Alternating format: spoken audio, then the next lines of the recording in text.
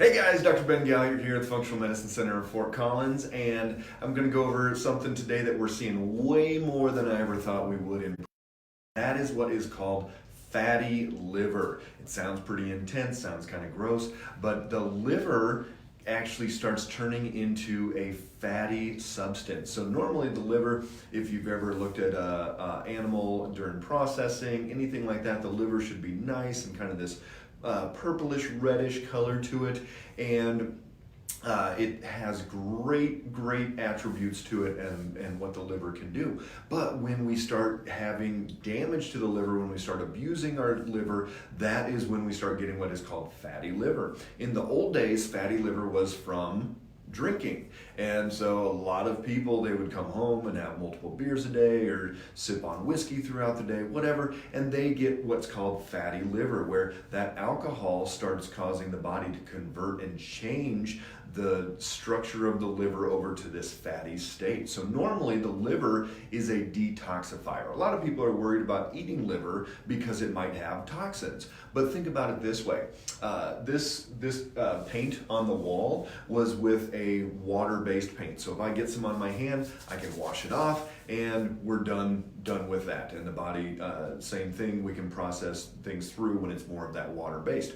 But if it's an oil-based, let's say you're staining the deck, you get that on the hands, you have to get turpentine or gasoline or some different things through there to be able to get that off of your hands. So that's what the liver does. It changes that chemical structure from an insoluble to a water-soluble form so that it can be excreted. And the liver doesn't actually hold on to toxins. So you can eat chicken livers or beef livers or cod liver oil or any of that stuff and not have to worry about toxins in there. So if the liver's working and doing what it's supposed to be doing, we're going to be converting those, whether that's hormones that our bodies produce or whether that's chemicals, all these things, we're going to convert it over and then be able to excrete it through the digestive tract. But if someone is drinking a lot, they start getting fatty liver. But what we see now is non-alcoholic fatty liver. And where does that come from? That actually is coming from blood sugar and blood sugar swings. I see way more people that are not diabetic up here on the glucose that have fatty liver than full-blown diabetics that have fatty liver. So what we see with people is these swings, these ups and downs of the blood sugar. Every time that blood sugar spikes up, we're going to store glucose. Every time it drops down, we're going to kick it out. And so I'll see people that have a perfect hemoglobin A1C. We've talked about that before. A1C is going to be the average of the last 3 months of your blood sugar.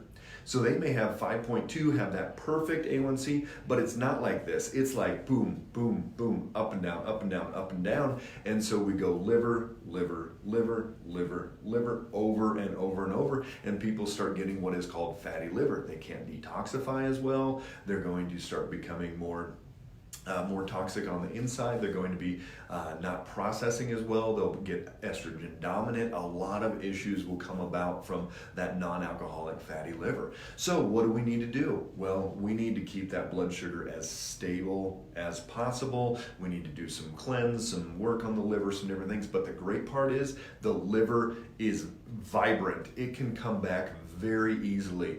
We'll see people, their liver in 3 to 6 months, huge changes in there. And even if I needed a liver transplant and somebody had a extra part of their liver that they didn't want, I could take half their liver, we could put it inside of me, and it would grow inside of me, and theirs would grow back as well. If somebody's got fatty liver, I always joke that, well, I could take half your liver, but give me 3 to 6 months, and I will at that point, but I won't at this because I don't want your fatty liver. But it can regenerate that quickly, and it's the only organ out there that'll actually regrow and rebuild. So we've got to stabilize that blood sugar. It's way more than just a diabetes thing, way more than just oh, my blood sugar's off or I'm hypoglycemic. There are ramifications all over the place. Fatty liver is one of the big ones that we see with patients. The marker that you look for is GGT. Unfortunately, most blood panels do not run it. Very simple test to run, just like our other liver enzymes, but we've got to know, you combine that with everything else, and we know exactly what that blood sugar is doing. So if you haven't run GGT in your blood work, next time you get it run, ask your doctor to put GGT in there. Make sure that it is below 20. If I start seeing somebody above 20, then we know they're hitting into that fatty liver. You've got to take some massive action. So if you've got any questions, comments, check your blood work. Let me know where you're at. Put it down below, or share this with anybody that you know is dealing with issues in their life, and we love to get the word out. Make it a great day, everybody.